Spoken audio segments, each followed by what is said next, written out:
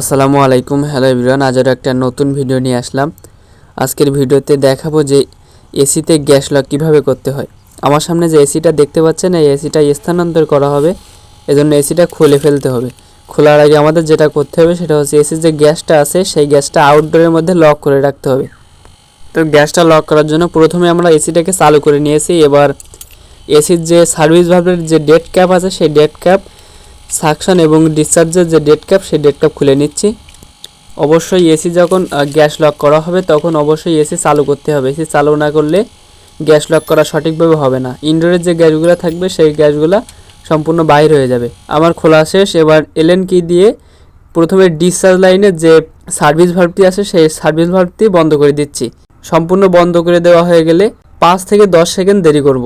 Discharge service valve of করে দিলে গ্যাসটা আর বাইরে হয়ে ইনডোরে যেতে পারে না এবং সাকশন লাইন দিয়ে গ্যাসটা আউটডোরে ঢুকে জমা হয়।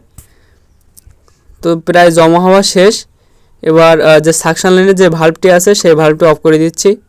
মোটামুটি 5 থেকে 10 সেকেন্ডের মতো একটা সময় নিতে হবে ডিসচার্জ লাইন অফ করে দেওয়ার পরে সাকশন লাইন অফ করার জন্য।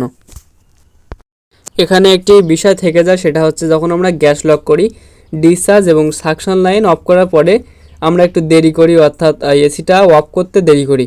এসির সাথে সাথে অফ করে দিতে হবে। যদি এসির গ্যাস লক করা হয়ে যায় তাহলে যদি উপরে থাকেন আপনি, তাহলে উপর থেকে যে ইনডোরে যে থাকবে তার কাছে ফোন কলে বা যে কোনো মাধ্যম দিয়ে জানাতে হবে যে এসিটা দ্রুত অফ করে দেন। আমার এসিটা অফ করে দিয়েছি আমি।